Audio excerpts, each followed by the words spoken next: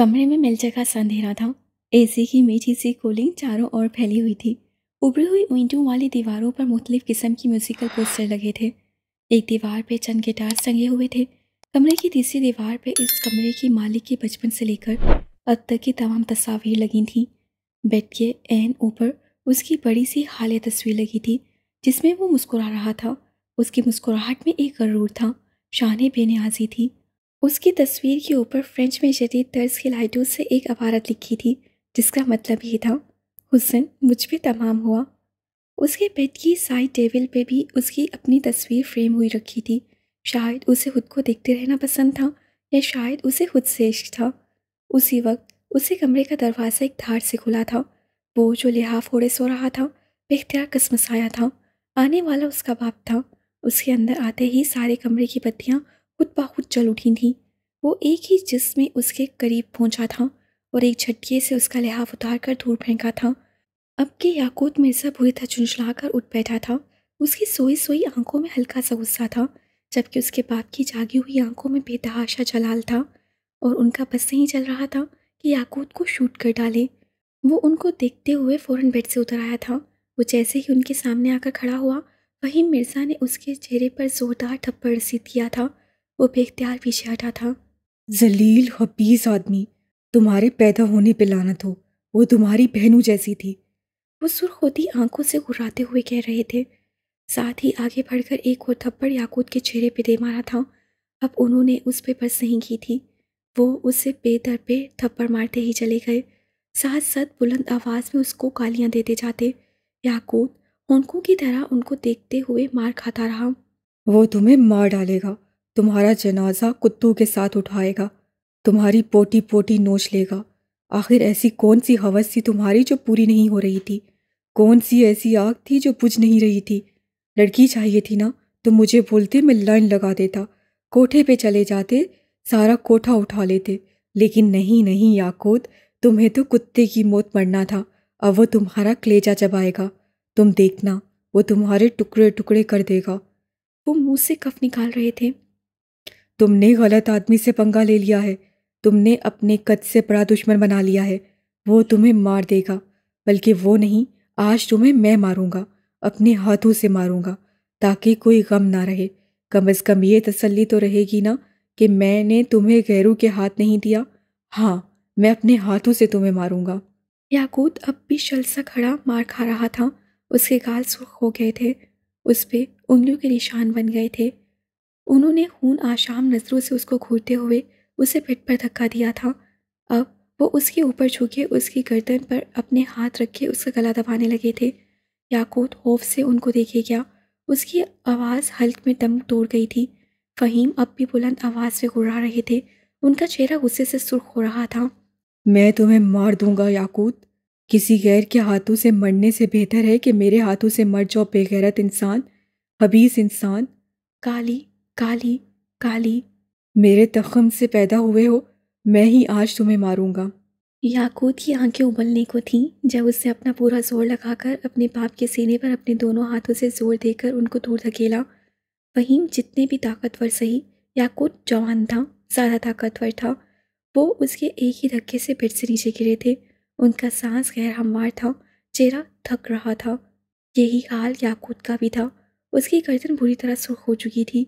वो गर्दन झुकाए मसलसल खांस रहा था। उसका चेहरा सफ़ेद पड़ गया था। आंखें बाहर को आ गई थीं। कुछ देर तक दोनों ही उसी तरह अपनी अपनी जगह बैठे खांसते रहे और सूरत हाल को समझते रहे। चंद मिनट बाद वहीम अपनी जगह से उठे थे। याकूत सांस रोके उन्हें अपने करीब आते देखता रहा। उसके बिल्कुल करीब आकर अपना हाथ बुलंद करके जोरदार थप्पड़ एक बार फिर उसके चेहरे की सीनत बनाया था। अब की बार उनके चेहरे और लम्स दोनों में गुस्सा नहीं था, ये एक बेबसी भरा थप्पड़ था। याकूत ने चेहरा झुका लिया था। शायद उसे अंदाज़ा हो गया था कि वो खुद को किस सल्तनत में फंसा चुका था। 10 मिनट बाद उसके बेड पे उसके करीब बैठे वो उसकी गर्दन पे आइस पैक रख रहे थे। याकूत की सफ़ेद गर्दन पे उनके नाखून बुरी तरह चुभे थे। चेहरे पे थप्पड़ों के वाज़ेह निशान थे। तुम्हें अगर वो लड़की पसंद थी तो भोंक देते, मैं किसी भी तरह तुम्हें वो ला देता। ज़्यादा से ज़्यादा क्या करना पड़ता, निकाह करवा देता मैं। लेकिन ये झक मारने की क्या ज़रूरत थी तुम्हें? उनकी आवाज़ अब बुलंद नहीं थी, لیکن اس میں غصہ تھا، بے بسی تھی، حقارت تھی۔ یاقوت نے سر جھٹکا تھا۔ کتنی بار بتایا تو تھا، پسند ہے پسند ہے، اب آپ کو سمجھ نہیں آئی تو میں کیا کرتا؟ وہ بیزاری سے بولا تھا۔ بات یہ نہیں تھی جو وہ بتا رہا تھا، وہ لفظوں کی ہیر پھیر سے کام لے رہا تھا۔ کیوں، یہ وہ خود بھی نہیں جانتا تھا۔ وہیں مرزا نے دانت پہ دانت جما کر سب کیا۔ مجھے لگا بہن کی طرح پسند ہے۔ وہ چبا چبا کر بولے تھے۔ یاقوت مرزا نے کیا کبھی کسی لڑکی کو بہن کی نظر سے دیکھا ہے؟ اور ایسی بھی کیا بڑی بات ہو گئی؟ آپ نے بھی تو نو کی ماں رابیل کے ساتھ یہی سب کیا تھا۔ وہیں مرزا کا آئس پیک لگاتا ہاتھ تھم گیا تھا، ان کا سانس سک رک گیا تھا۔ یاقوت بولے گیا، میں بچہ تھا لیکن اتنا بھی نہیں، سب یاد ہے مجھے۔ نیرو تب 4 سال کی تھی، میں 9 سال کا تھا ڈیڈ۔ وہ لڑکی مجھے پسند ہے، جیسے آپ کو رابیل آنٹی پسند تھی۔ میں نے جو بھی کیا آپ سے سیکھ کر کیا ہے۔ مجھے بلیم کرنے سے پہلے آپ اپنے گربان میں جھانک لیں۔ وہ باپ کی آنکھوں میں دیکھتے ہوئے بول رہا تھا۔ وہیں مرزا کے لیے اگلی سانس لینا بھی مشکل ہو گیا تھا۔ کافی دیر بعد جب وہ بولے تو ان کو اپنی آواز کسی کھائی سے آتی محسوس ہوئی۔ تم یہ سب کیسے جانتے ہو؟ انہوں نے ہکلاتے ہوئے سوال کیا تھا۔ یاقوت نے ان کی جانب دیکھا تھا۔ ڈیڈ، میں بچہ ضرور تھا لیکن میں مرد بھی تھا۔ ہماری کلاس کے بچے بہت جلدی بڑے ہو جاتے ہیں، ایسی باتیں سمجھنے میں ہمیں زیادہ وقت نہیں لگتا۔ ہم نے کئی ملک گھوم رکھے ہوتے ہیں، کئی کلچر دیکھ رکھے ہوتے ہیں، ہم پہ پابندیاں نہیں ہوتی، ہمیں سب دکھایا جاتا ہے، ہمیں سب سننے کی آزادی ہوتی ہے، اور یہی آزاد ماحول ہمیں وقت سے پہلے بڑا کر دیتا ہے، جیسے مجھے کر دیا۔ شاید میں یہ نہیں سمجھ پاتا اگر آپ نے یہ ایک بار کیا ہوتا۔ یاقوت رکا تھا، اس کے باپ کا چہرہ شرمندگی سے جھکا تھا۔ آپ نے یہ ایک بار نہیں کیا ڈیڈ، آپ نے یہ بار بار کیا۔ آپ نے صرف خود ہی ان کے حسن کا فائدہ نہیں اٹھایا، آپ نے ان کا حسن بیچا۔ یہ آپ کا بزنس، یہ امپائر، یہ سب آپ نے کیسے بنائی کیا میں نہیں جانتا؟ آپ نے اس عورت کو مجبور کیا کہ وہ خود کو بیچے تاکہ آپ کو فائدہ ہو۔ اس کا شوہر کمزور تھا، معذور تھا، اور وہ عورت مجبور۔ آپ انہیں بڑے بڑے امراء اور اوسا کی محفلوں میں لے کر جاتے تھے۔ آپ انہیں ان لوگوں کے… وہ ایک بار پھر رکا، لہجہ ذرا زخمی ہوا تھا۔ وہیں مرزا گردن جھکائے سرخ چہرے کے ساتھ اس کو کوسنے لگے۔ آپ انہیں ان لوگوں کے گیسٹ ہاؤس بھیجتے تھے، آپ انہیں لوگوں کے فارم ہاؤس بھیجتے تھے، آپ نے انہیں بیچ کر اپنے لیے دولت خریدی۔ ہم امیر تھے، شروع سے تھے۔ آپ کا ایک ہوٹل تھا لیکن ہم کبھی بھی ملینئرز نہیں تھے۔ آپ نے نو کے باپ کا سارا پیسہ ضبط کر لیا، اور جہاں تک میں جانتا ہوں ان کا ایکسیڈنٹ بھی آپ نے کروایا تھا۔ مجھے یہ سب ممی نے بتایا تھا، لیکن آپ نے جو کچھ بھی رابیل آنٹی کے ساتھ کیا وہ میں نے اپنی آنکھوں سے دیکھا تھا۔ تب نہیں سمجھا لیکن کچھ سال بعد سمجھ گیا تھا۔ اس کا لہجہ ہلکا تھا، دھیما سا۔ کیا تم مجھ سے نفرت کرتے ہو؟ انہوں نے گردن اٹھا کر پوچھا تھا۔ یاقوت نے نفی میں سر ہلایا۔ یاقوت اب بھی بے تاثر لہجے میں بولے گیا، میں آپ سے محبت کرتا ہوں ڈیڈ، آپ میرے واحد پیرنٹ ہیں۔ جو کچھ بھی آپ نے کیا، جیسے بھی کیا، کوئی نہ کوئی وجہ رہی ہوگی۔ جب ممی نے مجھے یہ سب بتایا میں تب بھی آپ کو ہیٹ نہیں کر سکا۔ وہیں مرزا کی سانس بحال ہوئی تھی۔ ناپ کرتا ہوں، ضرور آپ کے ساتھ کچھ ہوا ہوگا تبھی تو آپ نے ایسا قدم اٹھایا۔ میں آپ کو یہ سب اس لیے بتا رہا ہوں کیونکہ میں آپ پہ یہ واضح کرنا چاہتا ہوں کہ میں آپ کا بیٹا ہوں۔ جو کچھ آپ نے کیا وہی میں نے کیا۔ آپ نو سے مت ڈرے، جب وہ اپنی ماں کے مجرم نہیں ڈھونڈ سکا تو اپنی بہن کے مجرم کیا ڈھونڈے گا؟ فہیم نے گہری سانس لی تھی، جیسے اس کی ساری باتیں بھی سانس کے ذریعے اندر داخل کی ہوں۔ اٹھ کر یاقوت کی الماری کے قریب گئے تھے اور ایک بیگ نکالا تھا، اور یاقوت کے کپڑے نکال کر اس بیگ میں ٹھوسے گئے۔ تم نے جو کچھ بھی کیا وہ غلط تھا یا صحیح میں نہیں جانتا، لیکن تم اب یہاں نہیں رہو گے، تم آج ہی امریکہ جا رہے ہو۔ اس وقت نو بچہ تھا، آج وہ بچہ نہیں ہے، اور جلد یا بدیر تمہیں ڈھونڈ نکالے گا۔ اور پھر… ان کی آواز میں صفا کی درائی تھی۔ اب وہ دوسرے دراز سے اس کے ضروری ڈاکومنٹس نکال رہے تھے۔ یاقوت خاموشی سے ان کو دیکھے گیا۔ پھر وہ تمہیں کتے کی موت مارے گا۔ میں اب بھی کہہ رہا ہوں، وہ تمہارے ٹکڑے ٹکڑے کر کے کچرے کے ڈھیر پہ پھینکے گا، اور میں یہ نہیں دیکھ سکتا، اس لیے تم آج اور ابھی یہاں سے جا رہے ہو۔ میں نے سب سنبھال لیا ہے، بلڈنگ کی CCTV فوٹیج ڈیلیٹ ہو گئی ہے۔ جن لوگوں نے تمہیں وہاں آتے دیکھا ان کے منہ بند کروا دیے ہیں، اور نرمین کے ڈاکٹرز کو میں خرید چکا ہوں۔ وہ اس کے بیگ کو اس سے قدموں کے قریب رکھ کر اس کا بازو پکڑ کر اسے کھڑا کر چکے تھے۔ تم جا رہے ہو، جب تک سب کچھ فکس نہیں ہو جاتا تب تک تم جا رہے ہو، اور اگر تم واپس آئے تو میں اپنے ہاتھوں سے تمہیں مار دوں گا، اور اسے میری دھمکی مت سمجھنا۔ وہ اس کو وارن کرتے ہوئے بول رہے تھے۔ یاقوت غیر آرام دہ تھا۔ آپ کو کیسے پتا چلا کہ میں نے اس سے بات آدھے میں چھوڑ دی تھی۔ مجھے اس انسپیکٹر نس جاوید نے کال کی تھی، اسے فوٹیج میں تمہارا چہرہ دیکھ لیا تھا، اور رہی صحیح کسر اس چوکیدار نے پوری کر دی تھی۔ میں اس وقت تمہارے پاس آ کر مسئلہ بڑھانا نہیں چاہتا تھا، مجھے سب کچھ فکس کرنا تھا۔ آپ یہ سب اکیلے نہیں کر سکتے، مجھے ہی بتائیں یہ سب کرنے میں آپ کو کس نے ہیلپ آؤٹ کیا ہے؟ وہ شکی انداز میں ان کو دیکھتے ہوئے پوچھ رہا تھا۔ سلطان منزل سے کسی نے میری مدد کی ہے، وہ ایول جینیس ہے۔ اب تم جاؤ، تمہاری فلائٹ ہے، آدھے گھنٹے بعد تمہیں نکلنا ہے۔ وہ بے دلی سے باتھ روم میں گھس گیا۔ پیچھے فہیم مرزا بے دم ہو کر بیڈ پہ گرے تھے۔ اپنی اولاد سے اپنا داغدار ماضی سننا الگ ہی ذلت تھی۔ صبح دوپہر میں بدلنے لگی تھی۔ جب عمر اپنی اسٹڈی میں داخل ہوا، حالے سامنے ہی فرش پہ بیٹھی چھوٹی میز پہ رکھ کے کاغذات کھنگال رہی تھی۔ عمر کو دیکھ کر نظر انداز کیا تھا۔ وہ بھی کسی قسم کی بدمزگی نہیں چاہتا تھا۔ خاموشی سے آ کر اس کے قریب بیٹھ گیا۔ کیا آپ کو کچھ ملا؟ اس سے بیٹھتے ہی سوال کیا تھا۔ حالے نے ساری کوفت کو ایک طرف رکھتے ہوئے کچھ کاغذات اس کے آگے رکھے۔ یہ شیر علی کے پچھلے 2 سال کے سارے کیسز کی ڈیٹیلز ہیں۔ 2 سال سے اس پہ 10 کیس ہوئے ہیں، جن میں سے 7 مقدموں میں وہ جیل جا چکا ہے۔ میں نے ان 7 مقدموں میں اس کو نکالنے والے آدمیوں کو چیک کیا ہے۔ خوش لہجے میں کہتے ہوئے وہ رکی تھی۔ تمہارا نام کہیں نہیں ہے، احسان کرنے والے انداز میں کہہ کر وہ دوبارہ کہنا شروع ہو چکی تھی۔ ان 7 میں سے صرف 3 کیس ایسے ہیں جن میں اس کو فیور دی گئی ہے۔ اب ہمیں ان 3 لوگوں کو چیک کرنا ہوگا۔ عمر غور سے سن رہا تھا۔ دور کہیں اس کا دل کہہ رہا تھا کہ 3 لوگوں کو چیک کرنے کی ضرورت نہیں ہے، بس فہیم مرزا کو چیک کرو، لیکن خاموش رہا۔ وہ چاہتا تھا حالے اپنا مسئلہ اپنے طریقے سے حل کرے۔ یہ سب آپ نے اکیلے کیسے کر لیا؟ وہ متعجب ہوا۔ کس نے کہا اکیلے کیا ہے؟ لیل سکندر نے تمہاری زوجہ کے ساتھ کام کیا ہے عمر۔ پیچھے سے آتے لیل کی آواز سے وہ مڑا تھا۔ وہ سفید ٹی شرٹ اور جینس میں ملبوس تھی، چھوٹے بال آدھے باندھ رکھے تھے، سانولا چہرہ دھلا دھلایا سا تھا۔ اس کے ہاتھ میں 2 کافی کے مگ تھے۔ وہ چھوٹے چھوٹے قدم لیتی آئی اور ان کے قریب ہی بیٹھ گئی۔ عمر نے اب حالے کی جانب دیکھا تھا۔ اس کو کیسے بلا لیا آپ نے؟ یہ تو اتنی مصروف ہوتی ہے کہ کال تک پک نہیں کرتی۔ کچا کے گھر پہ آ کر کام کر کے دے، اسٹرینج۔ وہ واقعی حیران ہوا تھا۔ لیل نے آج تک کسی کے لیے ایسا نہیں کیا تھا، خود عمر کے لیے بھی نہیں۔ حالے نے کاغذات پہ جھکی نظریں اٹھائی تھیں۔ امیر ہونے کا ایک فائدہ ہوتا ہے، آپ کسی کو بھی ڈبل یا ٹرپل پے کر کے اپنا دنوں میں ہونے والا کام گھنٹوں میں کروا سکتے ہیں، اپنی ٹائمنگ اور جگہ پہ۔ میں نے بھی وہی کیا۔ وہ بول کر ایک بار بھی کاغذات پر جھک گئی تھی۔ عمر ہولے سے بڑبڑایا تھا۔ ایلیٹ کلاس کی بگڑی ہوئی رئیس زادی۔ بات سنو زوجہ، کیا تمہیں واقعی شک ہے کہ تمہیں الفا نے ہی کڈنیپ کیا ہے؟ لیل نے سوال کیا تھا۔ مجھے شک نہیں، یقین ہے کہ یہ سب اسی نے کیا ہے۔ حالے نے نظر اٹھائے بغیر جواب دیا تھا۔ پھر تم اس کے ساتھ ایک ہی گھر میں کیوں رہ رہی ہو؟ حالے کی نظروں کے سامنے ایک اور منظر آیا تھا۔ ہسپتال کے بیڈ پہ لیٹا اس کا باپ۔ وعدہ کرو حالے، تم عمر کو نہیں چھوڑو گی۔ اسے سچ اٹکا تھا۔ میں آپ کو جواب دہ نہیں ہوں، اور آئندہ میرے معاملات سے دور رہا کریں۔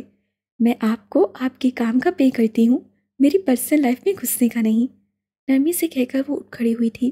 لیل ہنوز مسکراتی رہی، اس سے کوئی جواب نہیں دیا۔ ہمیں کام کرنا ہے عمر، کیا تم آنا چاہو گے؟ وہ عمر کو دیکھے بغیر بولی تھی۔ عمر اٹھ کھڑا ہوا تھا۔ دونوں گھر سے باہر نکل آئے تھے۔ آپ کی لسٹ میں سب سے پہلا نام کون سا ہے؟ وہ گاڑی کا دروازہ کھولتے ہوئے پوچھ رہا تھا۔ حالے گاڑی میں بیٹھ چکی تھی۔ گاڑی ذرا آگے گئی جب اس سے بولنا شروع کیا۔ زرنگار بیگم وومن ہاسٹل چلاتی ہیں، مجبور اور گھر سے بھاگی ہوئی عورتوں کو پناہ دیتی ہیں، لیکن دراصل ان کے ہاسٹل میں ہیومن ٹریفکنگ اور ہیومن آرگنائز ٹریفکنگ ہوتی ہے۔ 6 ماہ پہلے شیر علی ہیومن ٹریفکنگ کے کیس سے پھنس گیا تھا۔ اسی عورت نے اس کی بیل کروائی تھی۔ ہمیں اس کو چیک کرنا ہوگا۔ لیکن اس کا آپ سے یا آپ کی فیملی سے کیا تعلق ہو سکتا ہے؟ مجھے سمجھ نہیں آئی۔ حالے نے روڈ پہ دیکھتے ہوئے سرسری انداز سے بولنا شروع کیا۔ سر نگار بیگم کا بیٹا یونیورسٹی میں میرا سینئر تھا۔ 6 ماہ پہلے وہ اپنی ماں کو میرے رشتے کے لیے لایا تھا۔ عمر کا چہرہ سرخ ہوا تھا۔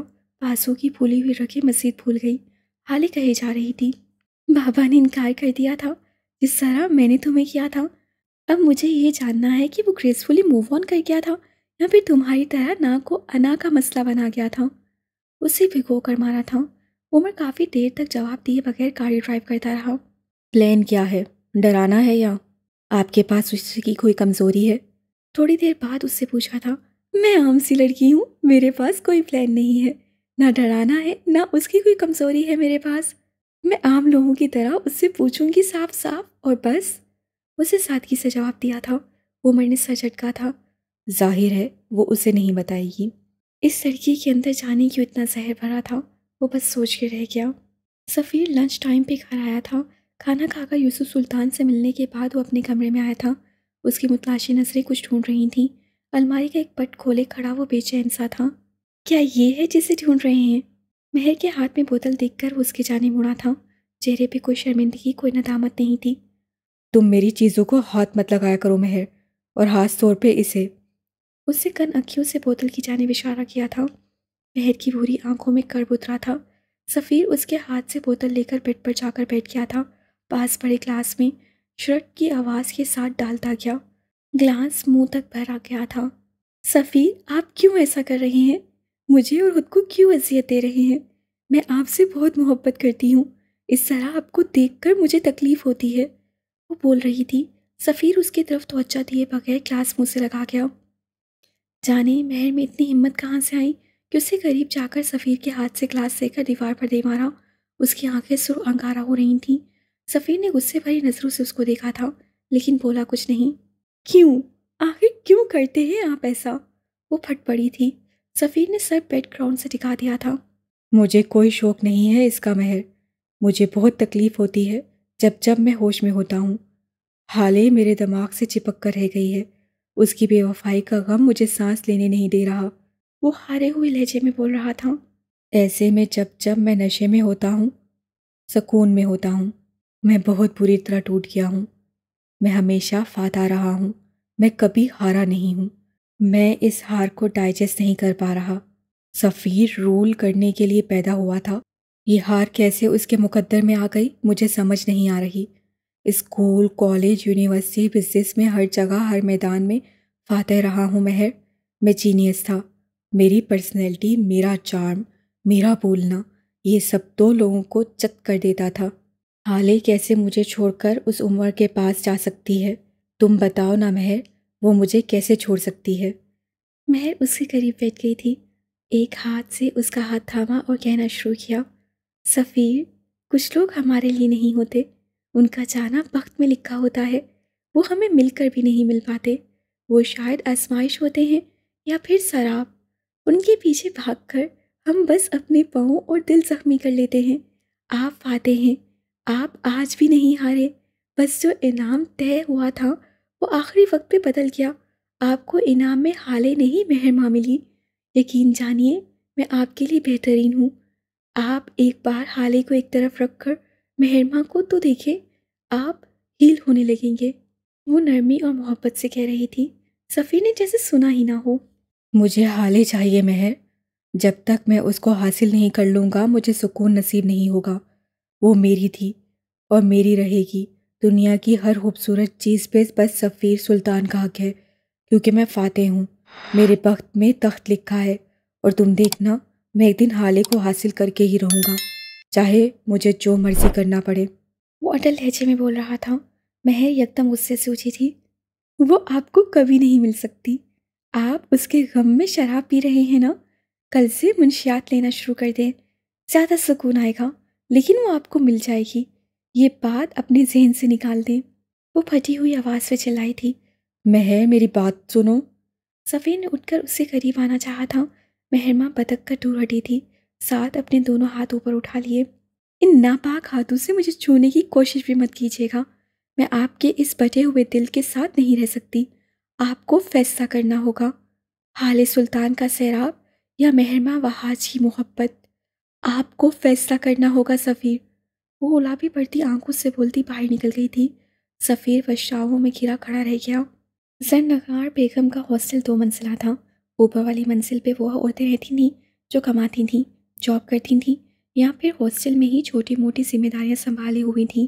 نچلے پورشن میں دنیا جہاں کی بدزبان، لڑاکا اور ہٹ حرام عورتیں رہتی تھیں جن کو سیدھا کرنا سرنگار کو خوب آتا تھا۔ ایک بات تھی جو ان سب خواتین میں مشترک تھی، ان سب نے کوئی نہ کوئی آرگن ڈونیٹ کر رکھا تھا۔ جو یہ اعضاء بیچنے پہ راضی نہ ہوتی اسے جو بیچنا پڑتا، کیا یہ بتانے کی ضرورت ہے؟ وہ دونوں اس وقت سرنگار کے آفس میں بیٹھے تھے۔ آفس کیا تھا؟ ایک ڈربہ تھا۔ چھوٹے سے کمرے کی وسط میں ایک لکڑی کی میز رکھی تھی جس پہ دوپہر کے کھانے کے برتن اب بھی رکھے ہوئے تھے۔ دیواروں پر جا بجا مکڑیوں نے جالے بنا رکھے تھے۔ میز کی دائیں طرف والی دیوار پہ کھڑکی تھی جہاں سے مئی کی تپتی ہوا آتی، لیکن وہ اس وقت بند تھی۔ حالے اور عمر اسی لکڑی کی میز کے سامنے رکھی پلاسٹک کی کرسیوں پہ بیٹھے ہوئے تھے۔ عمر پرسکون سا، حالے غیر آرام دہ سی۔ اسے بے چینی سی ہو رہی تھی۔ وہ بار بار لمبے سانس لیتی تھی، پھر یہاں وہاں دیکھتی جیسے کچھ ڈھونڈ رہی ہو۔ اسی وقت دروازے سے ایک موٹی عورت آتی نظر آئی۔ اسے سرخ ساڑی پہن رکھی تھی، رنگت صاف، بال اونچے، جوڑے میں مقید تھے، ہیل والی سینڈل سے ٹک ٹک چلتی۔ وہ ان کے سامنے میز کی دوسری جانب رکھی کرسی پہ ایک ادا سے آ کر بیٹھی تھی۔ حالے اب مزید گہرے سانس لینے لگ گئی تھی۔ عمر بے چینی سے اس کی جانب جھکا تھا۔ آپ کی طبیعت ٹھیک نہیں لگ رہی حالے، ہم واپس چلتے ہیں۔ وہ فکر مند تھا۔ میرا دم گھٹ رہا ہے، بس یہاں گھٹن ہے، بہت بند ہے یہ جگہ، سانس نہیں آ رہا۔ وہ ہلکی آواز میں کہہ رہی تھی، اس شخص سے جس سے اسے نفرت تھی۔ شاید وہ ذہنی طور پہ یہاں نہیں تھی۔ عمر خاموشی سے اٹھا تھا اور کمرے میں لگی واحد کھڑکی کھول دی۔ تیز ہوا کا جسم کو جھلساتا سا جھونکا آیا تھا۔ حالے کو اس وقت یہ گرم ہوا بھی نعمت لگی تھی۔ اسے جیسے سکون سے آنکھیں موننی تھی۔ اے میاں، آپس میں طوطا مینا کی طرح ٹین ٹین کرنی تھی تو میرے کو ادھر کاہے کو بلایا؟ لگے رہو، میں ہی کھسک جاتی ہوں۔ وہ ٹھیک مہاجروں والے لہجے میں بات کرتی تھی۔ ان کے منہ میں اب بھی ایک طرف پان رکھا تھا۔ عمر واپس کرسی پر آ کر بیٹھ گیا تھا۔ سوری، اصل میں مجھے آپ سے بات کرنی ہے، بہت ضروری، اسی لیے آپ کو زحمت دی۔ حالے نے شائستگی سے معذرت کرتے بات کا آغاز کیا تھا جب سرنگار نے اس کی بات بیچ میں کاٹ دی تھی۔ نہ تم بات چھوڑو بھیا، بس یہ بتلاؤ کہ ہمیں کاہے کو نہیں بلایا شادی میں؟ ارے رشتہ ہی تو ڈالا تھا، ایسا کیا عذاب ہو گیا کہ جھوٹے منہ بھی نہ پوچھا تمہارے باپ نے؟ ارے میرا اسد تو اب بھی باولا ہوا پھر رہا ہے تیرے لیے۔ وہ لہک لہک کر بولتی عمر کو سخت زہر لگ رہی تھی، جبکہ حالے ہنوز مسکراتی رہی۔ آپ نے بدلہ بھی تو لے لیا نظرنگار صاحبہ، میری شادی کی رات مجھے اغوا کروا دیا، زدو کوپ کیا، مجھے اب سے بھیجا میں رکھا، اور تو اور آپ نے میرا گردہ بیچا۔ کیا آپ کو یہ سب زیب دیتا ہے؟ بتائیں، کیا میں یہ سب ڈیزرو کرتی تھی؟ وہ مصنوعی دکھ سے کہہ رہی تھی۔ عمر ہونکوں کی طرح اس کو دیکھے گیا۔ یہی حال سرنگار کا بھی تھا، جبکہ حالے ان دونوں سے بے نیاز کہی جا رہی تھی۔ میرا باپ اس صدمے سے چلا گیا، میرا خاندان ٹوٹ گیا، میں اب بس آپ سے ایک ہی التجا کرنے آئی ہوں، صرف ایک، خدا کے لیے اپنی بددعا واپس لے لے، میرا گھر بسنے دے، مجھے میرے شوہر سے بڑا ہی پیار ہے، میں اسے کھونا نہیں چاہتی۔ عمر نے اتنی زور سے مڑ کر اسے دیکھا کہ گردن چٹکنے کی آواز آئی۔ جو کچھ بھی ہوا وہ وقت میں لکھا تھا، اب میرا وقت اگر ان کے ساتھ جڑا تھا تو بھلا میں کیا کر سکتی تھی؟ لیکن آپ نے میرے ساتھ جو کچھ بھی کیا، شاید وہی میرے لیے سزا تھی۔ مجھے لگتا ہے میں نے آپ کا دل دکھایا ہے اور مجھے آپ کی بددعا لگ گئی ہے، خدا کے لیے مجھے بخش دیں پلیز۔ آخر میں آنکھوں میں آنے والے نادیدہ آنسو صاف کیے تھے۔ سرنگار بیگم اپنی کرسی سے اٹھ کر اس کے پاس آئی تھیں۔ اس کے سر کو ہولے ہولے تھپکا تھا۔ دیکھ حالے، میں دنیا جہاں کی بے غیرت عورت ہوں، میں سارے غلط کام کرتی ہوں، میں لوگوں کے جسموں سے پرزے نکال نکال کر بیچتی ہوں، میں لڑکیوں سے کیسے کیسے کام کرواتی ہوں، سب جانتے ہیں میں کیا کرتی ہوں، جانتی ہے، سب جانتے ہیں، کیونکہ میں جھوٹ نہیں بولتی، جو کرتی ہوں ڈنکے کی چوٹ پہ کرتی ہوں، اور سب سے بڑی بات، میں اپنوں پہ وار نہیں کرتی۔ وہ سنجیدگی سے کہہ رہی تھی، میں نے تجھے بیٹی بولا ہے، میں کبھی پیٹھ پیچھے وار نہیں کرتی، سارا کریچی جانتا ہے، میں نے اپنے بیٹے کا رشتہ ڈالا، تیری طرف سے انکار ہو گیا، میں نے بات پہ مٹی ڈال دی۔ وہ ہاتھ ہلا ہلا کر کہہ رہی تھی، میرے باپ دادا لکھنؤ کے رئیس تھے، جائیدادیں چھوڑ کر سب کچھ لٹا کر جب یہاں پہنچے تو خالی ہاتھ تھے، لیکن اپنا وقار ہم ساتھ لائے تھے، ہمارے ورثے میں ہمیں بس وقار ملا ہے، اگر تیرے کو اغوا کیا ہوتا تو سینہ ٹھوک کر کہتی، ہاں کیا ہے۔ اس نے زور سے اپنے سینے پہ ہاتھ مارا تھا۔ यहाँ रहने वाली ایک ایک لڑکی کو بلا کر پوچھ لے، کسی سے زبردستی نہیں کرتی میں۔ جس کو باہر نوکری کرنی ہوتی ہے اسے نوکری کرواتی ہوں، جسے اپنے لیے پیسہ چاہیے ہوتا ہے وہ اعضاء بیچتی ہیں، جس کو جسم بیچنا ہوتا ہے وہ جسم بیچتی ہے۔ سرنگار نے کبھی زبردستی نہیں کی۔ تو اپنی بچی ہے، چاہے تو ابھی اپنے خصم کی پستول اٹھا لے اور ڈال دے اس کے اندر کا سارا لوہا میرے جسم میں۔ اگر تیرے دل میں رتی برابر بھی شک ہے، بچی ہے تو اپنی، میں مرنا پسند کروں گی لیکن معیار سے گرنا نہیں۔ وہ جذباتی سے کہہ رہی تھی، اس کا ہر لفظ گواہی دیتا تھا کہ وہ سچ کہہ رہی ہے۔ عمر تو حالے کی اداکاری پہ اشش کر اٹھا، شوہر، پیار، اللہ کی پناہ، کہیں میں مر ہی نہ جاؤں۔ قریب آدھے گھنٹے بعد سرنگار ان دونوں کو گاڑی تک چھوڑ آئی تھی، ساتھ ساتھ عمر کو حالے کے حوالے سے کئی تاکیدیں اور دھمکیاں بھی دی تھیں، جسے عمر سر جھکا کر کلس کر سنتا رہا تھا۔ عمر حیات کی گاڑی جیسے ہی وومن ہاسٹل سے باہر نکلی، اسے بامشکل دبایا ہوا اشٹال باہر نکالا۔ یہ کرنے گئی تھی آپ وہاں؟ آپ کو کیا لگتا ہے وہ دنیا جہاں کی فراڈ عورت آپ کے چند نقلی آنسوؤں سے امپریس ہو جائے گی اور سب کچھ سچ سچ بتا دے گی؟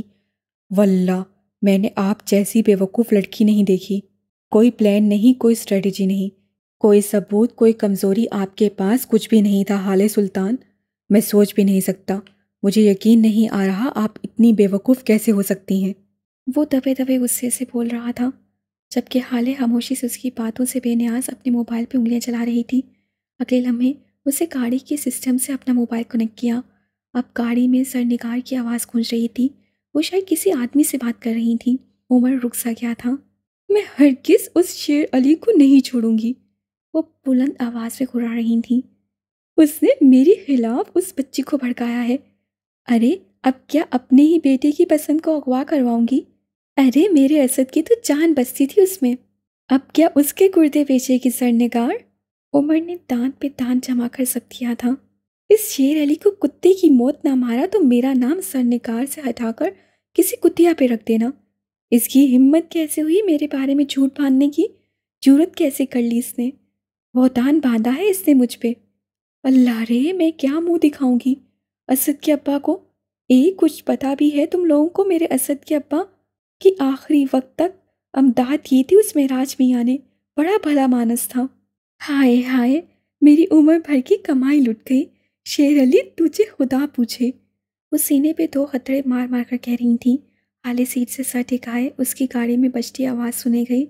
نگار بیگم کیا پتا وہ لڑکی جھوٹ بول رہی ہو، شیر علی نے اسے یہ سب نہ بتایا ہو، مانا اس کے ساتھ ہمارے تعلقات خراب ہو گئے ہیں، لیکن وہ اس طرح ہماری بدنامی نہیں کروائے گا، وہ ہم پہ اس طرح جھوٹے دعوے نہیں کرے گا۔ وہ لڑکی، وہ آدمی اور بھی کچھ کہہ رہا تھا جب نگار نے اس کی بات کاٹی۔ میراج سلطان کی بیٹی ہے وہ، 5 وقت کا نمازی پرہیزگار آدمی تھا وہ، تمہیں لگتا ہے اس کی بیٹی جھوٹ بولے گی؟ آنسو نہیں دیکھے اس کے؟ وہ اب اس آدمی پہ چڑھ دوڑی تھی۔ حالے نے موبائل میں ایک بٹن دبا کر اس کی آواز بند کر دی تھی۔ اب مکمل خاموشی چھا گئی۔ یہ گیجٹ آپ نے کہاں سے خریدا اور کب اور کہاں لگایا؟ مقدس خاموشی کو عمر کی آواز سے توڑا تھا۔ لیل سکندر نے مجھے یہ بیچا، جب تم کھڑکی کھولنے گئے تھے تب میں نے اس کو میز کے کونے میں فٹ کر دیا۔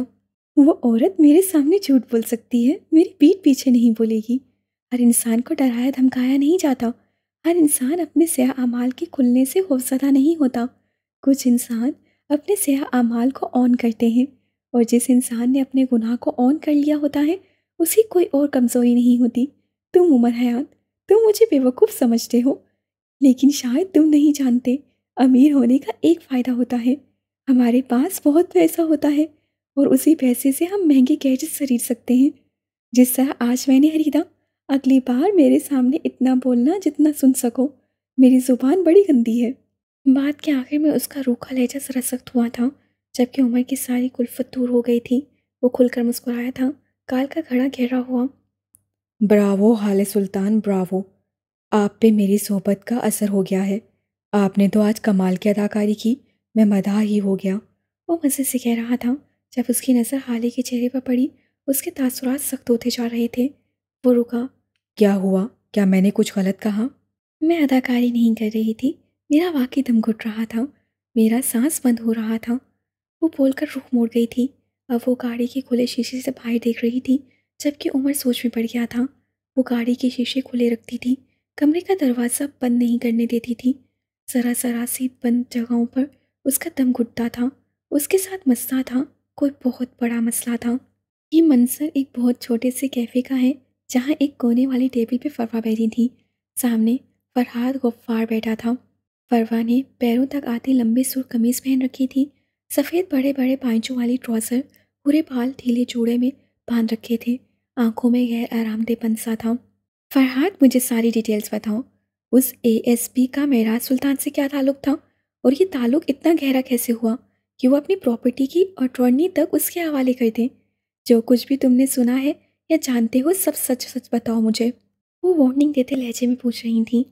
میم، مجھے زیادہ نہیں پتا، میں نے اپنے سارے تعلقات استعمال کر لیے ہیں، لیکن عمر حیات کے بارے میں صرف یہی پتہ چلا ہے کہ وہ 18 سال کی عمر میں حیدرآباد سے کراچی آیا تھا۔ معراج سر اسے اپنے یتیم خانے لے آئے، کچھ عرصے تک وہ یہیں کراچی میں رہا، اس کے بعد وہ یہاں سے چلا گیا، پہلے اسلام آباد، اس کے بعد کوئٹہ۔ وہاں جا کر اس نے CSS کلیئر کیا اور ASP تعینات ہو گیا، کچھ عرصہ پہلے ہی واپس آیا ہے۔ وہ بول رہا تھا اور فروا آنکھیں چھوٹی کیے غور سے سن رہی تھیں۔ اور ایک بات اور، اسے پیسے سے پیار ہے، اس معاملے میں وہ جنونی ہے، اپنی تنخواہ سے اس کا گزارا نہیں تھا۔ نوکری کے اگلے ہی سال اس نے ایک گاڑیوں کے شو روم میں اپنے دوست کے ساتھ شراکت داری کر لی تھی، جہاں سے وہ دونوں ہاتھوں سے پیسہ بٹورتا ہے۔ صدر بازار میں اس کی 3 آٹوز کی دکانیں ہیں، مختلف لوگ اس کے لیے کام کرتے ہیں۔ ہیون کو 50% فنڈز اس کی جانب سے ملتے ہیں۔ ایماندار، اصول پسند اور کھرا آدمی ہے۔ معراج صاحب اس کے بارے میں کہتے تھے کہ اللہ نے اس کا بخت بہت فرصت سے لکھا ہے، اس پہ اللہ کا خاص کرم ہے، وہ جس چیز میں ہاتھ ڈالتا ہے اسے سونا بنا دیتا ہے، اسے کاروبار میں کبھی نقصان نہیں ہوتا، شاہ خرچ ہے، اور کبھی بھی بے ایمانی یا رشوت کا پیسہ نہیں لیتا۔ وہ کہتا ہے پیسہ اس کا عشق ہے، اور اس عشق میں بے ایمانی کے پیسے کا شامل ہونا بے وفائی ہے، اور وہ بے وفا نہیں ہے۔ فروا نے ہنکارا بھرا تھا۔ اتنی ساری معلومات مل تو گئی ہیں، اور رہ کیا گیا ہے؟ وہ تنزیہ پوچھ رہی تھی۔ فرحاد مسکرایا تھا۔ میم، یہ ساری باتیں اس کی گلی کا کتا بھی جانتا ہے، یہ سب وہ معلومات ہیں جو وہ خود دیتا ہے۔ وہ حیدرآباد سے کیوں آیا، واپس کیوں نہیں گیا، وہاں کس کے ساتھ رہتا تھا، معراج سلطان سے اس کا کیا تعلق ہے، یہ ساری دولت وہ کہاں سے لایا، یہ سب کوئی نہیں جانتا۔ کم از کم میرے تعلقات اس معاملے میں خاموش ہیں۔ اب آگے کیا حکم ہے؟ وہ دعوے داری سے پوچھ رہا تھا۔ اس کی روٹین کیا ہے، کیا کرتا ہے، کہاں جاتا ہے، پتہ کروایا؟ زیادہ کچھ خاص نہیں پتا۔ صبح فجر کے بعد ہیون جاتا ہے، 1 گھنٹہ بچوں کو قرآن پڑھاتا ہے، اس کے بعد اپنی ڈیوٹی پہ جاتا ہے، شام میں اپنا شو روم دیکھتا ہے۔ وہ زیادہ تر شو روم نہیں جاتا، اس کا دوست سردار سب کچھ سنبھال لیتا ہے۔ معراج صاحب کی موت کے بعد اس کی روٹین چینج ہو گئی ہے، اب فجر کے بعد یا پھر رات گئے قبرستان جاتا ہے، کافی دیر بیٹھا رہتا ہے، پھر آ جاتا ہے۔ اس کی نوکری چلی گئی ہے، لیکن وہ کچھ کر رہا ہے کیا یہ نہیں معلوم۔ وہ معراج سلطان کو بہت کالز کرتا تھا، بہت زیادہ، دن میں تقریباً 10 دفعہ، اور وہ کبھی بھی اس کی کال نہیں کاٹتے تھے۔ وہ اگر عدالت میں بیٹھے فیصلہ سن رہے ہوتے تھے تب بھی نہیں، اگر کسی میٹنگ میں ہوتے تھے تب بھی نہیں، شاید وہ انہیں بہت عزیز تھا۔ کیفے کی سرمائی دیواریں یاست سے گزرے دنوں کے قصے سنے گئیں۔ فروا بغیر کچھ کہے اٹھ کھڑی ہوئی تھیں۔ فرحاد اس کی تقلید میں اٹھا تھا۔ مجھے ان کی محبتوں کے قصے نہ سنا فرحاد، مجھے عمر حیات کی کامیابی کے قصے بھی مت سناؤ، مجھے اس کی طاقت بھی مت بتاؤ، اس کا عشق بھی مت سناؤ۔ اگلی بار جب مجھے ملو تو اس کی کمزوری ساتھ لاؤ، وہ جتنا مضبوط اور کامیاب ہے کبھی کسی دور میں اتنا ہی کمزور اور ناکام رہا ہوگا۔ مجھے اس کی بے خوفی کے قصے نہ سناؤ، مجھے اس کا خوف لا کر دو، وہ خوف جو اسے ہانٹ کرتا ہے، ڈراتا ہے، وہ جس کے بارے میں بات کرنے سے وہ خود بھی ڈرتا ہے۔ کچھ نہ کچھ، کوئی نہ کوئی چیز ضرور ہوگی، اس کا خوف لاؤ فرحاد، میں اس خوف کو استعمال کروں گی، میں اگلی ملاقات کا بے صبری سے انتظار کروں گی۔ وہ بول کر پرس کونی پہ اٹکائے باہر نکلتی چلی گئیں۔ پیچھے سرمائی دیواروں نے جیسے بے دلی سے سر جھٹکا تھا، اب انہوں نے اپنے کان کسی اور میز کی جانب لگا لیے تھے۔ کوئی نئی سازش، کوئی نیا انتقام۔ دوپہر باسی ہو کر شامیں بدلنے لگی تھی۔ عمر حیات کی گاڑی میں چھائی خاموشی طویل تر ہوتی جا رہی تھی۔ ایسے میں ایک مصروف سے اشارات سے گزرتے ہوئے حالے نے چونک کر گردن گھمائی تھی۔ گاڑی روکو، گاڑی روکو، وہ جلدی جلدی بول رہی تھی۔ عمر نے بغیر کچھ کہے گاڑی روک دی تھی۔ کیا ہوا؟ کچھ چاہیے آپ کو؟ وہ نرمی سے پوچھ رہا تھا۔ حالے جواب دیے بغیر گاڑی سے اتر گئی۔ یہاں قطار در قطار بس دکانیں تھیں، چھوٹی بڑی دکانیں، لوگوں کا بے تحاشا رش، مختلف بولیاں، مختلف لوگ۔ جہاں حالے نے گاڑی رکوائی تھی وہاں ایک چھوٹا سا اسٹال تھا جہاں کوئی ادھیڑ عمر آدمی ایک بڑی سی دیگ سے بریانی نکال نکال کر لوگوں کو پلیٹ میں ڈال کر دے رہا تھا۔ کوئی شاپر میں ڈلوا کر اپنے گھر لے جا رہا تھا کہ بیوی بچوں کے ساتھ کھائیں گے۔ کراچی کی تقریباً ہر سڑک پہ آپ کو اس طرح کے چھوٹے ڈھابے، اسٹال اور ریڑھی پہ رکھی کھانے پینے کی اشیاء فروخت کرتے لوگ نظر آئیں گے۔ وجہ کراچی کے لوگوں کے چٹخارے دار کھانے سے محبت ہے۔ حالے چھوٹے چھوٹے قدم لیتی اس اسٹال کے پاس آ گئی تھی۔ بوڑھے آدمی نے حالے کو دیکھا تو آنکھیں چمک اٹھیں۔ اس کے چاول نکالتے ہاتھ تھمے تھے۔ وہ اب اسٹال سے نکل کر حالے کے سامنے آ گیا تھا۔ حالے بیٹی، تم اتنے دنوں بعد چکر لگایا؟ مان لیا کہ تمہاری مکمل ذائقے کی تلاش ختم نہیں ہوگی، لیکن پھر بھی بیٹا چکر لگا لیتا ہے بندہ۔ وہ اداسی سے کہہ رہے تھے۔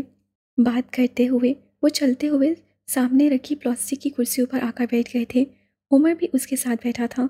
میراج صاحب کی وفات کے بارے میں بھی سنا، میں آیا بھی تھا، شمس صاحب نے اندر نہیں آنے دیا، میں تو بس تمہیں دیکھنے آیا تھا بچے۔ فکر مندی سے کہہ رہے تھے۔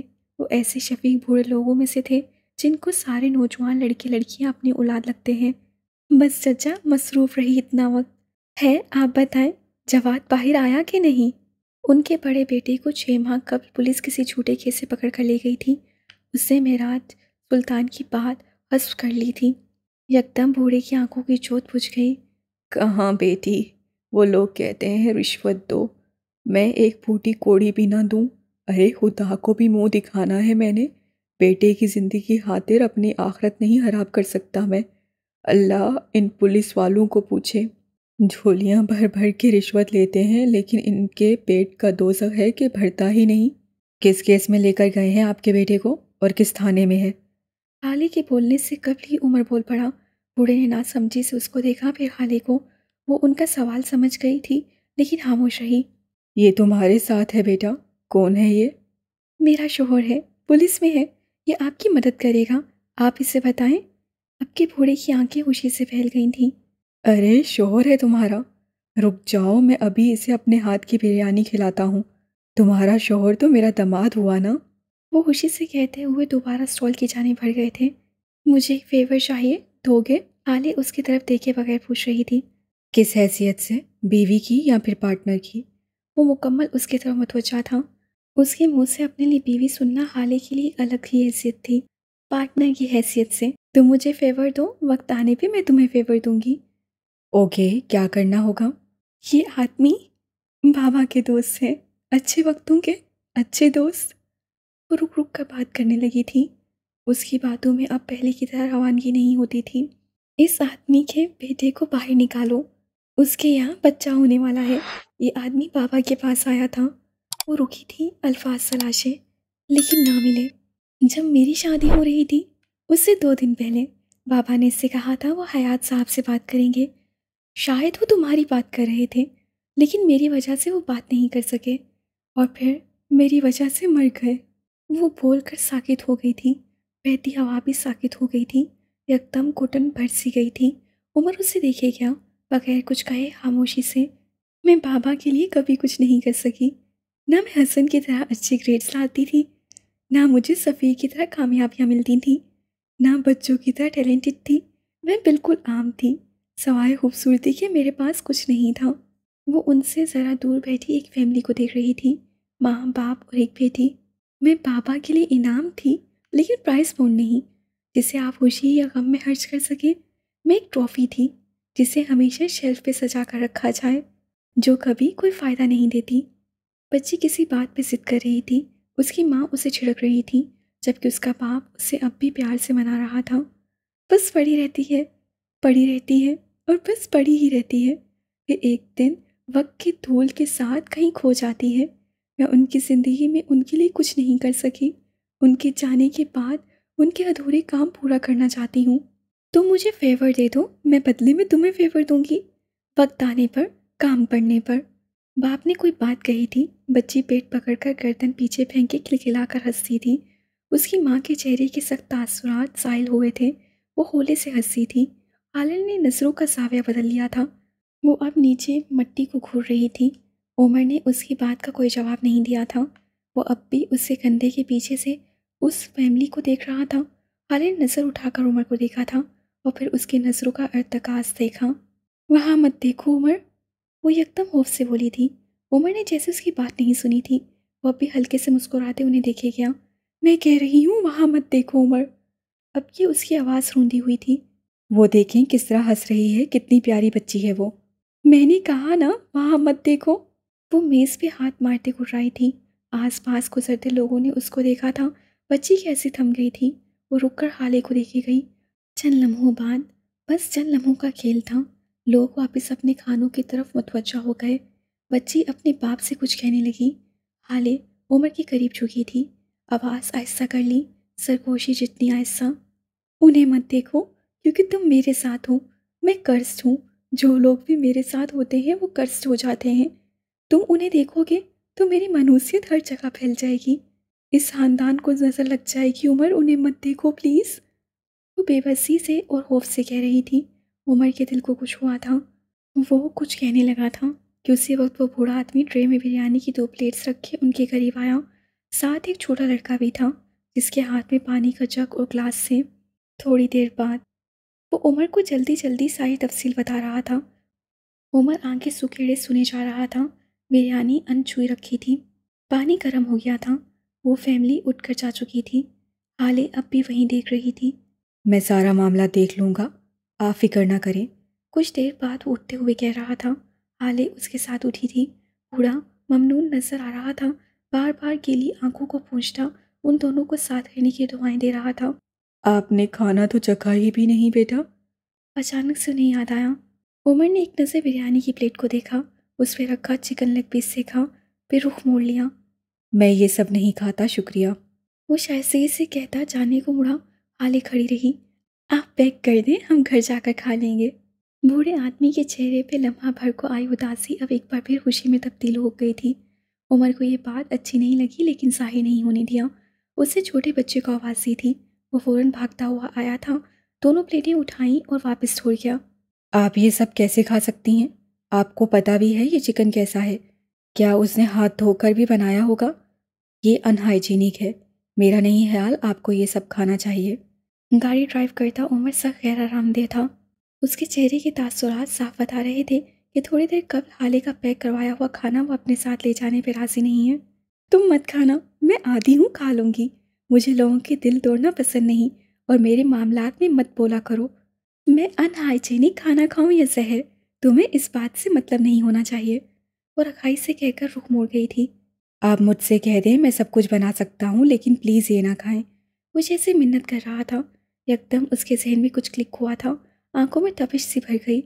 تم نے صبح کس کی اجازت سے میرے لیے ناشتہ بنایا؟ تم مجھے دھوکہ دینا کب چھوڑو گے عمر؟ آخر تمہیں میری ذات کا مذاق اڑا کر کیا سکون ملے گا؟ تم کیوں کرتے ہو ایسا؟ اس کے لہجے میں جیسے تکان سی تھی۔ حالے وہ کوئی عام ناشتہ نہیں تھا۔ آملیٹ کے لیے اٹیلین ریسیپی ٹرائی کی تھی میں نے، اور پراٹھے وہ کشمیری پراٹھے تھے۔ بیوی بن کر نہ صحیح پارٹنر بن کر کھا لیا کریں، آپ کی صحت کے لیے بہت اچھا رہے گا۔ وہ عام سے لہجے میں کہہ رہا تھا۔ تمہیں پتہ ہے عمر، میں آج تک بابا کی قبر پہ کیوں نہیں گئی؟ اسے گویا اس کی بات پہ لعنت ڈال کر اپنی بات شروع کر دی تھی۔ میں صرف ایک دن کے انتظار میں ہوں، صرف ایک دن۔ عمر کے بولنے سے پہلے وہ خود بول پڑی۔ جس دن میں کوئی ایسا ثبوت لاؤں گی کہ تمہاری گردن شرمندگی سے جھک جائے، تم میرے سامنے آنکھ اٹھانے جیسے نہ رہو۔ میں تمہیں شرمندہ دیکھنا چاہتی ہوں، تمہاری ذات کا یہ جو غرور ہے نا، یہ ٹوٹتے ہوئے دیکھنا چاہتی ہوں۔ تب میں تمہارا ہاتھ پکڑ کر اپنے ساتھ لے جاؤں گی بابا کی قبر پہ، میں ان کو بتاؤں گی ان کی بیٹی سچی تھی اور عمر حیات جھوٹا۔ تمہاری جھکی ہوئی گردن اور شرمندہ آنکھیں سب بتائیں گی، اور اس دن تمہاری عقل ٹوٹ جائے گی۔ تم نے کہا تھا وہ تمہارا خاندان ہے، میں تم سے تمہارا خاندان چھین لوں گی جس طرح تم نے چھینا۔ اس کے حلق میں آنسو کا گولا سٹکا تھا، آواز رون گئی تھی لیکن وہ کہے جا رہی تھی۔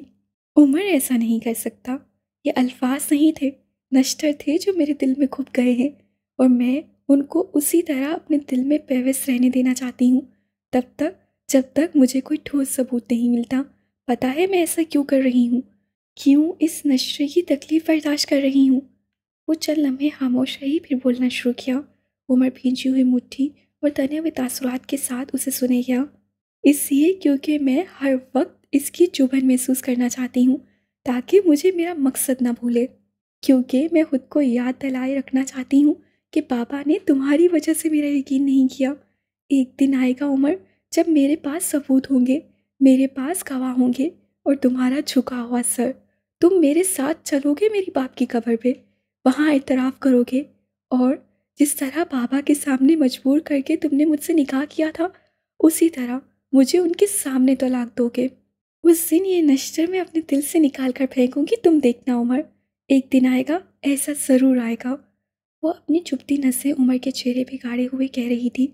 उमर ने समझने वाले अंदाज में सर हिलाया था और एक झटके से गाड़ी रोकी थी। हाले का सर डैशबोर्ड से लगते लगते बचा था। तलाक चाहिए ना? वो सुर्ख होती आंखों से पूछ रहा था। जाएं, फैमिली कोर्ट से लेकर हाई कोर्ट, सुप्रीम कोर्ट जाएं, प्रेस कॉन्फ्रेंस से लेकर टीवी शोज़ में जाकर बैठे। अभी तो मैं ज़िंदा हूँ। अगर मैं मर भी गया ना, तो मेरी लाश भी आपको तलाक नहीं देगी। लिख कर रख लें मेरी बात, मिसिस हाले सुल्तान। उमर हयात कभी भी आपको तलाक नहीं देगा। जो करना है कर ले। कहा था दूंगा, झूठ कहा था, झक मारी थी। आई बात दिमाग में या नहीं? वो सर लहजे में कहकर गाड़ी दोबारा स्टार्ट कर चुका था।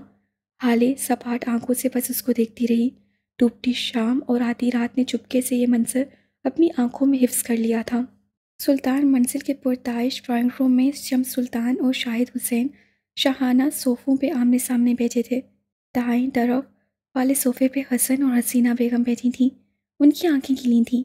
वो बार बार टिशू से अपनी आंखों को पोंछ रही थीं। हसन खामोशी से बैठा था। जब शाहिद हुसैन ने बात का आगाज़ किया, चंद गैर ज़रूरी बातों के बाद वो मुद्दे पे आए थे। शम्स, मैं यहाँ एक बहुत ज़रूरी बात करने आया हूँ। दरअसल बात करने नहीं, मैं यहाँ अपनी बहन और भांजे को लेने आया हूँ। मैं तुम्हारी गैर मौजूदगी में भी ये काम कर सकता था, लेकिन मैंने तुम्हारा यहाँ मौजूद होना बेहतर समझा।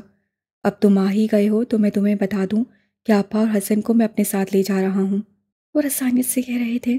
और मैं पूछ सकता हूँ, तुम मेरे मरहूम भाई की बेवा और मेरे भतीजे को किस हक से ले जा रहे हो? क्या तुम ये नहीं जानते कि इन दोनों का वारिस मैं हूँ? हसन मेरे भाई की निशानी है। मैं इसे तुम्हारे साथ नहीं जाने दूंगा। अगर भाभी जाना चाहती हैं तो उनकी मर्जी। शम्स की भारी आवाज़ सारे में गूंजी थी। शाहिद हुसैन के चेहरे के तासुरात यकदम बिखरे थे। अच्छा, वारिसी मिल गई है तो तुम मारोगे मेरे बच्चों को? उनका बाप मरा है, मामू अभी जिंदा है। हसन और खाले मुझे हारून की तरह अजीज़ है। तुम मेरे बच्चों पे इस तरह हाथ नहीं उठा सकते। मैं तुम्हें इसकी इजाज़त नहीं दूंगा। और एक बात और, तुम मुझे डरा धमका कर अपनी बात भी नहीं मनवा सकते।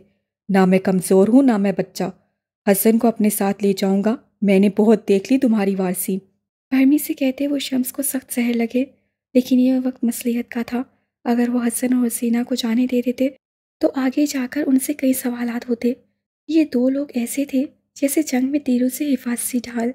जो कुछ भी हुआ मैं उसके लिए शर्मिंदा हूँ, भाभी आपसे भी। हसीना को देखकर कहा। और हसन तुमसे भी। तुम मेरे बेटे हो, मेरे सफ़ीर जैसे। उस दिन जो कुछ भी हुआ वो एक गलती थी। मैं अपनी गलती मानता हूँ और तुमसे माफ़ी भी मांगता हूँ। लेकिन अगर फिर भी तुम शाहिद हुसैन के साथ जाना चाहो तो मैं क्या कह सकता हूँ? शाहिद ने पहलू बदला था। हसन मुतमिन सा बैठा रहा, पुरसुकून सा। हसन जाओ, अपना ज़रूरी सामान ले आओ। आपा चलें, आप मेरे साथ, हम यहाँ से जा रहे हैं। हमारे घर में अभी इतनी जगह है कि मेरी बहन के बच्चों को मार खानी ना पड़े, और मेरे बाजू में इतना दम है कि अपनी बहन और उसके बच्चों को खिला सकूं। शाहिद उठ खड़े हुए थे। हसीना खामोशी से बैठी रहीं, आसुरदासी। ये उनके शोहर का घर था। उसे छोड़ना मुश्किल था, बहुत मुश्किल। वो जब तक जिंदा थे ऐसा लगता था कि वो तख्त पे बैठी हैं। आज उन्हें अंदाज़ा हुआ था उन्होंने क्या खोया है। लेकिन क्या वाकई उन्होंने मेराज को उनकी मौत के बाद खोया था, या फिर 20 साल पहले? लातादाद सोचें थीं और लातादाद पछतावे। मैं आपके साथ नहीं जाऊंगा मामू। हसन की पुरसुकून आवाज़ से वहाँ बैठे तमाम नकूस को हैरत में डाला था। आप तब कहाँ थे मामू, जब उन्होंने मुलाजमों के सामने मेरी बहन पे हाथ उठाया? اسے گھر سے نکالا۔ وہ بدتمیزی نہیں کر رہا تھا، نہ اس کی آواز اونچی تھی، وہ اپنے باپ کی طرح بات کر رہا تھا، سیدھی اور کھری۔ آپ تب ہمارے ساتھ نہیں تھے، اب ہمیں ضرورت نہیں رہی۔ میں اپنی ماں کو آپ کے ساتھ نہیں جانے دوں گا، نہ میں خود آپ کے ساتھ جاؤں گا۔ یہ میرے باپ کا بھی گھر ہے، میں کیوں جاؤں؟ وہ ان کو دیکھتے ہوئے کہہ رہا تھا، دھیما سنجیدہ لہجہ۔ اگر کوئی ہارون بھائی کو مارتا یا گھر سے نکالتا، کیا آپ تب بھی خاموش بیٹھ جاتے؟ شاہد حسین کا سر جھکا تھا۔ میری بہن بس ایک رات گھر نہیں آئی تھی، آپ نے اسے ڈسون کر دیا۔ آپ کے بیٹے نے تو اپنے ہی بھائی کا قتل کیا تھا، آپ نے اسے تو گھر سے نہیں نکالا۔ شاہد حسین نے زخمی نظروں سے اپنی بہن کو دیکھا تھا، حسینہ نے نظریں چرائی تھیں۔ شمس دلچسپی سے سارا نظارہ دیکھے گئے۔ میں آپ سے اپنی بہن کے لیے بھیک نہیں مانگ رہا، نہ آپ کو بلیم کر رہا ہوں، میں بس آپ کو یہ بتا رہا ہوں کہ آپ اگر ایک مشکل میں ہمارے ساتھ نہیں تھے تو میں آگے آپ پہ کس طرح بھروسہ کروں؟ وہ اب اٹھ کھڑا ہوا تھا۔ میں اپنی ماں کا خیال خود رکھ سکتا ہوں، اور اپنا بھی۔ میں اپنے باپ کا گھر چھوڑ کر نہیں جاؤں گا۔ وہ رکا تھا، پھر شمس کو دیکھا۔ نہ میں آپ کے سفیر سلطان جیسا ہوں، گردن موڑ کر شاہد حسین کو دیکھا، اور نہ آپ کے ہارون شاہد جیسا۔ میں معراج سلطان کا بیٹا ہوں، حسن سلطان۔ مجھے کسی کا لیسر ورژن نہیں بننا، میرے نام کے ساتھ میرے باپ کا نام کافی ہے۔ وہ نرمی سے کہہ رہا تھا، پھر آگے آیا، شل بیٹھے شاہد حسین کے سامنے، ان کی گھٹنوں کے قریب نیچے بیٹھا، ان کا ٹھنڈا ہاتھ تھاما اور کہنا شروع کیا، آپ مجھے بہت عزیز ہیں، میں آپ کی بہت عزت کرتا ہوں، لیکن آپ میرے باپ نہیں ہیں۔ میرا باپ مر گیا ہے، اور اب میں اپنا باپ خود ہوں۔ اپنی اماں اور بہن کے لیے میں گھر کا سربراہ مرد ہوں، میں ان کے لیے فیصلے لے سکتا ہوں، چاہے غلط ہوں چاہے صحیح، لیکن وہ میرے فیصلے ہوں گے۔ میرے باپ نے مجھے فیصلے لینا سکھایا ہے۔ آپ آئے، میری اور اماں کی فکر کی، آپ کا شکریہ، لیکن میں وہ وقت نہیں بھول سکتا جب آپ ہمارے ساتھ نہیں تھے، جب کوئی بھی ہمارے ساتھ نہیں تھا۔ آپ میرے بڑے ہیں، ہمیشہ رہیں گے، لیکن ہم آپ کے ساتھ نہیں جائیں گے۔ سادہ، نرم، دو ٹوک لہجہ۔ وہ بولتے ہوئے اٹھ کھڑا ہوا تھا، وہاں بیٹھے تمام نکوس کی طرف دیکھے بغیر باہر نکل گیا تھا۔ ڈرائنگ روم کے دروازے کی اوٹ میں کھڑے ہو کر اس سے اپنے دھڑکتے دل پہ ہاتھ رکھا تھا۔ اس کا چہرہ اندر بیٹھے پراعتماد حسن سلطان جیسا نہیں تھا، یہ کوئی اور ہی تھا، کوئی معصوم گھبرایا ہوا بچہ۔